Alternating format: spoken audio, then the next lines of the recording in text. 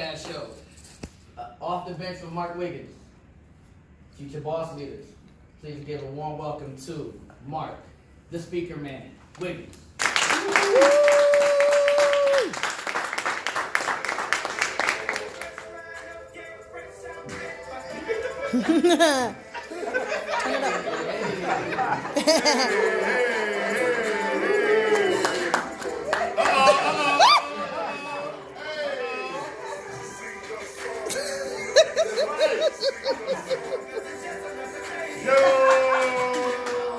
Yo, good morning. Good morning. I am Mark Wiggins, the speaker man, as you heard today, and we're going to get into some discussion about how to get off the bench. My whole platform is about getting you off the bench and into the starting lineup of life. I've written books about it, have a foundation behind it, I travel across the country speaking on it, and now I'm on a new platform for my podcast. If you listen to podcasts, Off the Bench with Mark Wiggins on iTunes or wherever you get your music, you can find me. Please like, subscribe, and share. It's a great platform for that. I have a lot of interesting guests on. But today, we're going to talk about you and this whole boss up situation and how you're going to be better. But we have to talk about a few things first. I have 5.5 things, 5.5 things I need to give you this morning to help you become a better boss leader. Everybody say better. Better. So turn to the magic screen and see what comes up first. Number one, everybody read together. It is Change your mindset. Mindset. What is mindset? Everybody's talking about mindset, mindfulness, awareness, transparency. All these things have everything to do with what's in your mind. How you perceive yourself, how you deal with yourself, the way we are programmed, like Nate said, with our DNA, how we're programmed to handle things. It can come from your experiences, your highs, your lows, your setbacks, your failures, the hurt, who raised you, who didn't raise you, who was present, who wasn't present. All these things affect how you make decisions. All these things affect how you live your life. Whether you're aggressive in investments or you're reserved, people want to put on the zodiac and all that kind of stuff, whatever. But I believe your environment kind of makes you who you are. You choose to be that. You choose to be in that realm unconscious, or you choose to be out of that realm and be conscious of what you're doing to make better choices. It's really all about choices. So mindset simply says how I want to proceed and move forward. Talk about abundance. Talk about scarcity. Those are mindsets. You ever walk into a room and you're in the room, say you're at a meeting somewhere, and a person comes to the door, and you already know that person's either going to infuse that room with life and energy or suck the life straight up out of it. Right? You already know, and you're like, I don't like dealing with her today. Every time they come to this meeting, they got this attitude. You already have a mindset about how to deal with this person, right? It's one of these psychological things we have to help us cope and take shortcuts in dealing with things as opposed to going straight through. I'm simply saying that when you want to go do something better in life, be a better leader, entrepreneur, or whatever, you have to think differently. We used to have our own franchise back in the day called Cookies by Design. And I was a young guy then. I was a little bit younger than I am right now. I'm well over the age of 35. and we didn't know no better. Sometimes I think it's actually better to be not knowledge and go do stuff. Like, we weren't supposed to have this $500,000 business at the age of 26. That wasn't supposed to happen. We weren't supposed to maybe go get a loan at early on in life and then have a business. We weren't supposed to do that. We didn't know. But what I found out quickly is that when I was not hanging around like-minded entrepreneurs, I felt drained. I couldn't have a conversation with and by the way, there's nothing wrong with having a good government job or working. There's nothing wrong with that. But when I wanted to talk about the workforce, I had a problem because they were the workforce. When I wanted to talk about not having enough money for FICA and Social Security and whatever, nobody understood that. So it makes it hard to have a mindset of how do I get better if I'm not hanging around people who are like-minded. There's a reason why birds of a feather flock together, because they have the same thing in common. Opposites do attract, but don't necessarily produce anything. Right? Opposites may attract, but they don't necessarily produce anything. Birds of a feather who flock together, they don't produce something, go somewhere. Right? Because we have the same things in mind. So mindset is critical to that. So let me throw a little story in about what mindset looks like. I'm going to take you to the plains of Africa. Somewhere around the Serengeti, the sun is coming up. And there are a group of impala that are meeting. Not the car, but the animal. And the impalas are getting together to go out to do their thing in the Impala. So just imagine for a moment we're there in Africa. The Impala's getting together. Everybody's getting together, bring in fellas, bring in. What's happening this morning? Bob, why are you always late? We told you we're supposed to be here at 10, and it's 10:02. You're late, Bob. Listen, our intel tells us that the alligators will be in the East Pond. We're gonna go to the West Pond to eat. Make sure we don't get ate by the alligators. So everybody hang together. There are 2 rules today. 2 rules. Number 1, if you want to live to see another sunrise, all you need to do is be faster than the slowest Impala. Rule number 2, don't forget rule number 1. Bring it in. I'm following for it. Boom. At the same time, across the plains, the lionesses are getting together. Ladies, let's get together. Let's go. Mabel, you in the hair, girl. Why she always like, you know that's not real hair, right? You should use bamboo hair. That bamboo hair is strong. She's always like, ladies, listen. We have set up the Impalas with some fake information to send them to the West Pool. Right? They think they should be there safer. We're gonna go to West Pool and eat. We have to bring back food for pride. That's our job. You know, these brothers love to eat. We gotta get there. So let's get together, bring it in. There's 2 rules today, ladies, you wanna eat. Number 1, just be faster than the slowest Impala. And number 2, don't forget rule 1. Bring it in, line this up, boom. Now here's the thing about the Impalas. They go out to the field. The Impala has in its own DNA the ability, the escapability to bound 10 feet in the air and 30 feet long, top speed about 60 miles an hour. So you can imagine this thing can do this. When provoked, can get away. But if you want to see the Impala, just go to the zoo. And there it sits behind a 7-foot wall, grazing on food, going nowhere. Let's run the stats. I said they can go 10 feet. The wall's 7. They're about 4 feet tall. So they have the ability to go do it. Right? The ability is there. But yet still they sit with nothing going on because no one's chasing them, number 1. And number 2, more importantly, the Impala will not bound where it cannot see where it's gonna land. Wow. It sits just below the horizon and won't go anywhere. Mindset. So you and your Impala mindset, how are you sitting? What is it that you're trying to work on that you're just below the wall, but you won't get any energy to go see because you're fear? You're not sure where you're gonna land. Everybody's talking about you. All your friends think you're crazy. You're trying to step out and do something different. We knew you when you were 5, yo. You weren't just when you were 5. You're 35 years old. I shouldn't be what I was when I was 5. But yet still we process this stuff and our mindset says don't go. Mindset is the first thing. That's why step number 1 is changing and getting off the bench. Because until you change your mindset, you're not going anywhere. You're not gonna go anywhere. It will keep you, just imagine you're trying to go out and start a new business or do something different. You dreamt about it. You've been to the altar about it. You don't pay to put the oil on you. Jesus gave me this vision to go do this, but you won't move because of something that happened to you in the past. Right. Or you projected something that you didn't even know is going to happen to you in the future. It's going to happen, but you've not even tried it. So you talk yourself out of it. That's not a great mindset to be in. So we want to change our mindset if we're going to move off the bench. Step number 1. Step number 1 is what? Change your mindset. Let my chat do that. After we change your mindset, you want to suspend disbelief. Suspend disbelief. Let's talk this through.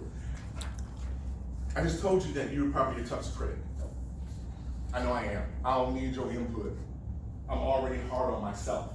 Yeah. But just for a moment, let's suppose that it's all possible. That whatever you thought you couldn't do, you move it to the side just for a moment and think about the possibilities of what can happen, not could, can happen, words matter, if you take the step. If you stop telling yourself and remember what you used to not be back in the day.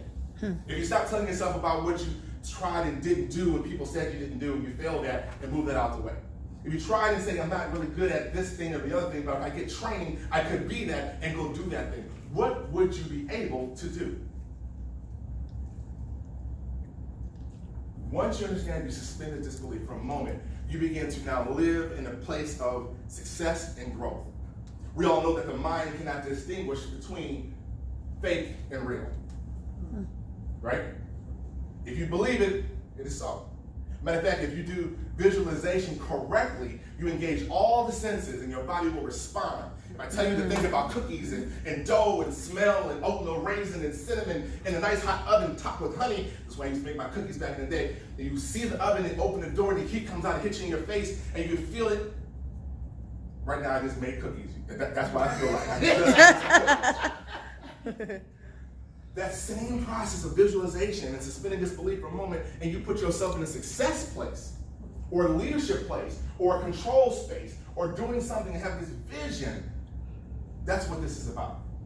When you have a vision, what it's giving you to have the vision that you want, let me tell you what should happen to you. You should probably wake up in the middle of the night and be gasping for air. You ever had one of those moments? Where you were just not even consciously processing anything. You thought about it from 2-3 years ago, but all of a sudden just, whoa. You've suspended disbelief for just a moment and saw the possibilities. That's You good. have to suspend it. Because there's a mathematical formula out there. I actually found it. I run it when I talk to youth a lot about negative words and neuro-linguistic programming, right? Our words affect us. And there's an actual formula that will tell you, you can run it out for like 10, 12 years, whatever, that over the course of a day, if you do 2 negative words an hour over the course of a 10-hour day, times 10 years, somewhere in the area of 250,000 negative affirmations you pile on yourself. 4 gives you close to 1 million. And that's not, it's just 4 hours, that's 10 years. You run out, I'm dealing with high school kids, they can't comprehend 20, 25 years. Y'all old enough, you understand 25 years. That's just you talking bad about yourself. I can't stand this, I hate this, I don't want to do it, blah, blah, blah, blah. Those are all negative affirmations. Let's be clear. Affirmations are not always positive. That's good. What an affirmation is something that you affirm to be true, whether it is real or not. So if you keep saying that you cannot do these things, you're right. If you say you can do these things, you're right. also right. So if you're not going to suspend all of that and spend some time in the positive, then you're really going to be struggling trying to move forward. You are your own worst critic and enemy. That's good. Add a spouse to it, a loved one, go ahead and triple them numbers. They don't put some bad juju on you, walk out in the next 4 hours, you're still cussing and fussing and adding more negative on you. They're blowing it about their day. So again, if we want to be successful as boss leaders and dealing with all this kind of stuff, we're going to find a way to see and make sure we maintain our vision to where we're going to go. What's number 1? Change your mindset. Number 2, Suspend disbelief. number 3, find your why. This is crucial. So let me give you a quick story. When I was almost a little over a year ago, I had a total knee replacement. I know, I'm not old enough to try to make me wait till I was 55, but if bone was dying, whatever, I'm like, you're gonna take care of this knee, what you gonna do? And I spent the first quarter of 2018 on the couch, binge watching on the Discovery Channel. I love any show that calls you to fix something, fight nature, or whatever. So that meant I was watching Flip Houses, I was watching Living Afraid, Alone, and Naked, I was watching Gold Rush, by the way, my favorite show. Gold Rush, car racing, anything that requires you to fix something, right? But let's talk about Gold Rush. So Gold Rush was really about these dudes up in Alaska looking for gold, and they would have this big tract of land. I'm talking thousands and thousands of acres, and the whole purpose was go get this gold up out of the ground.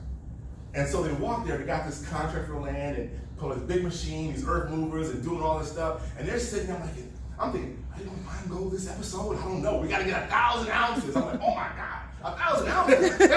This is just too much.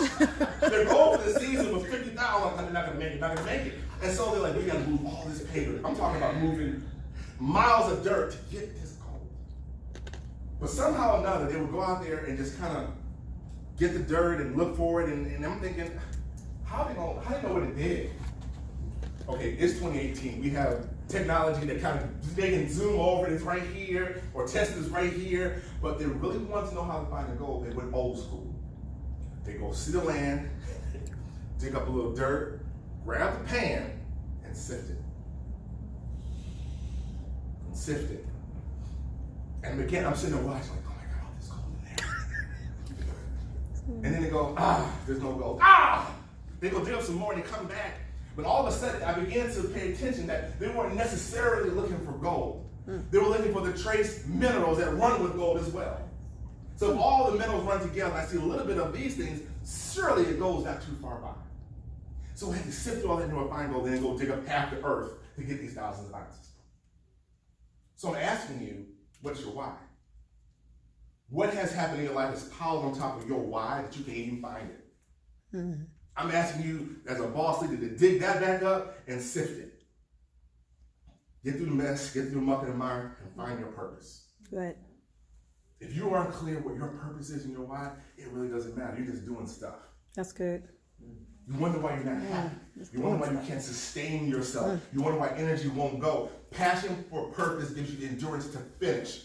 Passion plus purpose gives you the endurance to finish. If you ain't got no passion, you won't have no purpose. I'm saying you're going to stop. Yeah. Or be miserable, or just hang loose, or just get stagnant. Stop. All of things, that's what's going to happen if you aren't clear what the purpose is. And it happens to all of us. I had to remind myself what my purpose was. And let me give you another story. That same summer was a summer of transformation.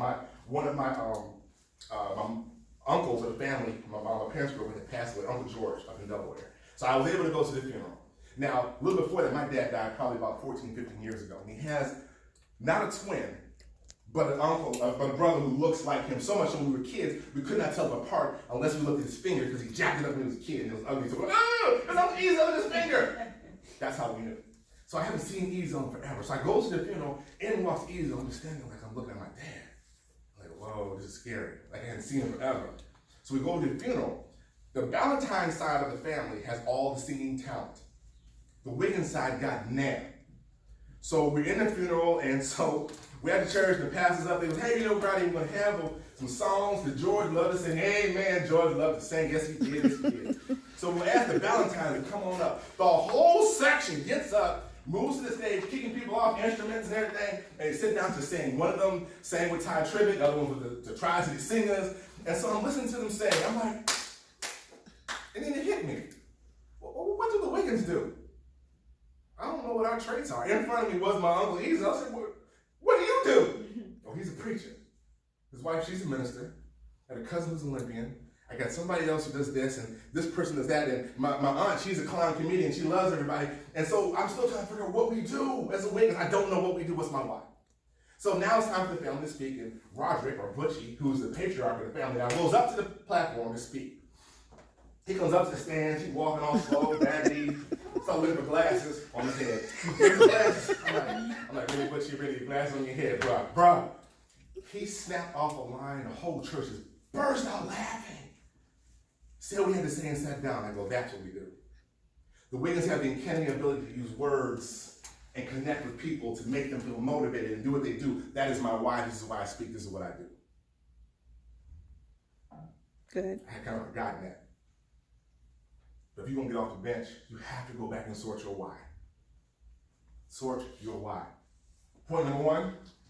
Change your mindset. 2. Suspend disbelief. Trey. What's the other one? Why?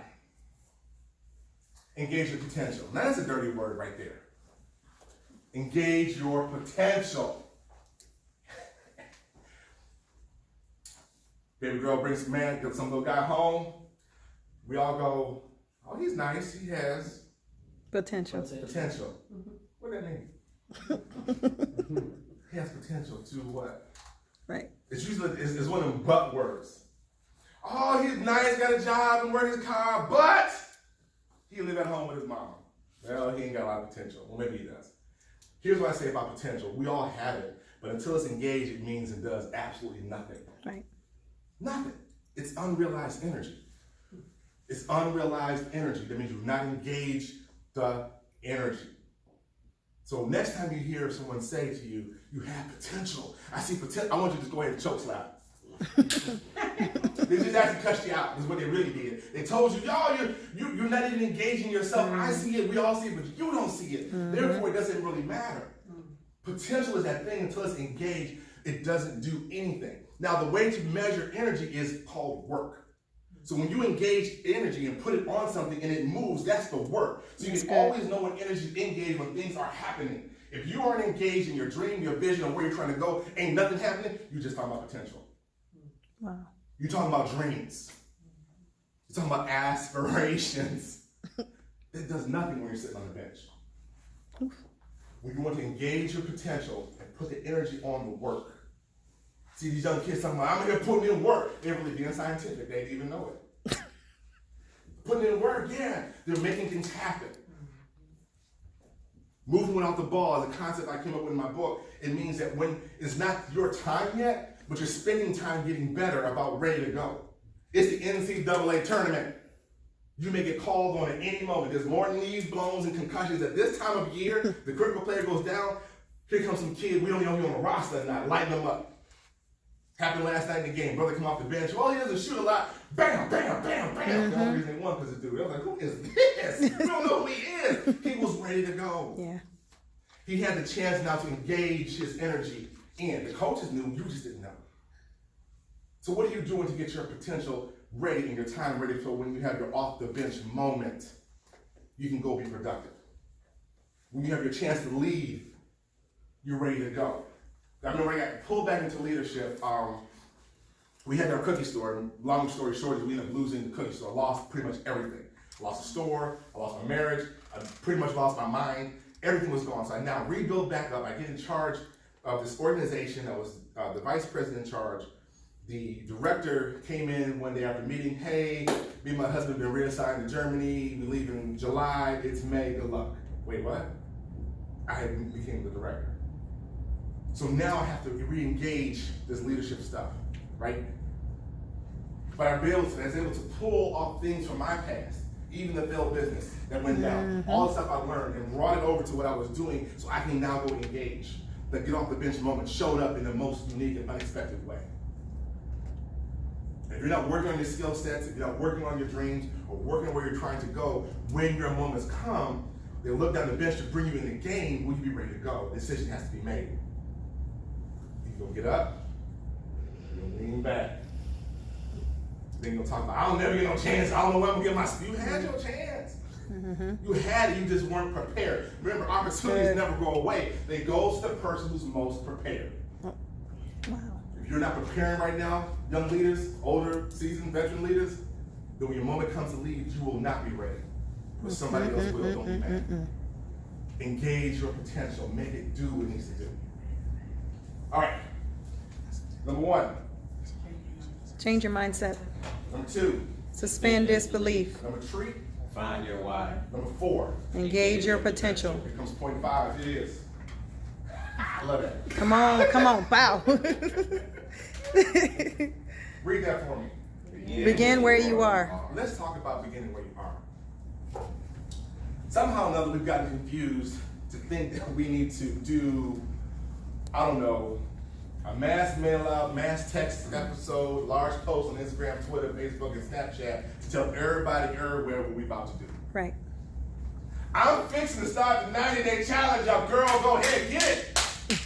They won. Oh, yeah, day 2. Look at by day 4, we ain't heard no more. What happened to the post? Where they at? You don't need anyone's approval. My book, I don't need your permission to be successful. I don't need you to tell me to be successful. I'm going to decide on my own. Success happens internally and then it goes out. I don't need you to tell me when to change. I just need to change. Like right now. It's that quick of a mindset shift. Right? I don't need to do anything fancy.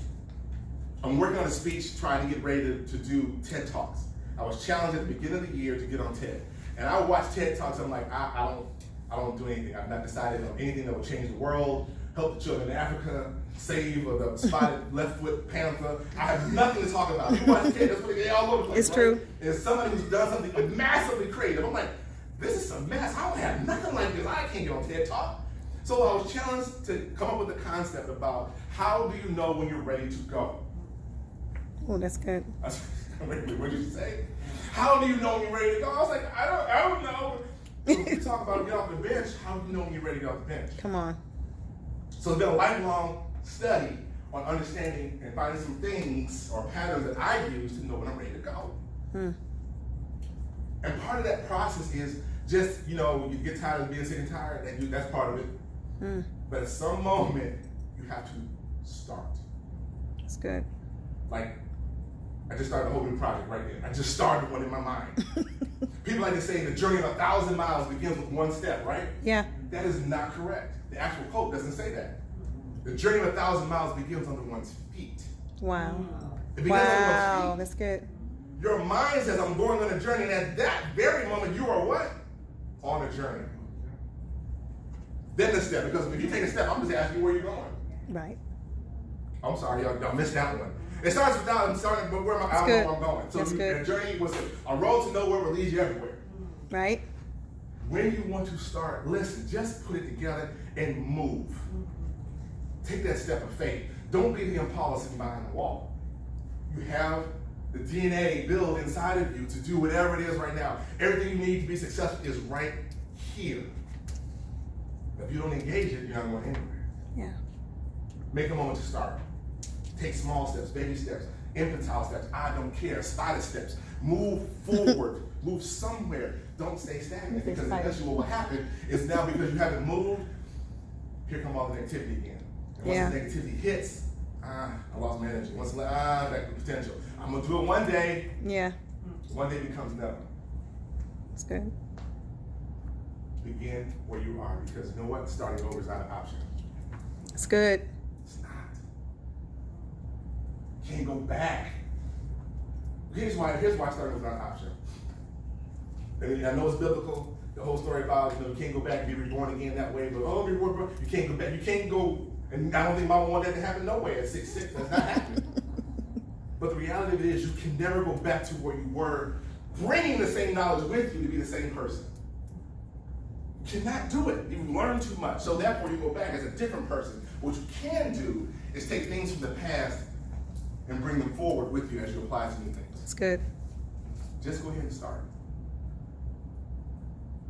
You don't need anybody's approval. You don't need anybody's co-signing. Here's the thing about co-sign. You ever co-sign for somebody?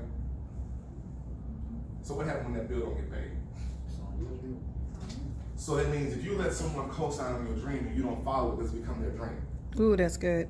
Right? And by the way, why do you co-sign on somebody else's dream if it ain't yours? That dream is gonna die anyway. Right. I'm riding with you, gonna do this project, and you put on the work in. I don't want to do this anymore. Wait! We got a whole business to run. No, you got it. No, you co-signed on it. So you don't need a co-signer. You need you to engage your own potential, turn energy, put the work in, get off the bench, make mindsets, and just start. Boss leaders just start. They'll know that the change has been made eternally when you show up. Your energy will be different. Your face will be different. You put out different vibes when you just made your mind up. When you're convinced and convicted, you're going. That's what this is about. Begin where you are. Starting over is not an option. All right, number one, get on to the last point. Number one. Change your mindset. 2. Suspend your belief. 3. Find your why. 4. Engage your potential. 5. Begin where you are. Here comes the point 5.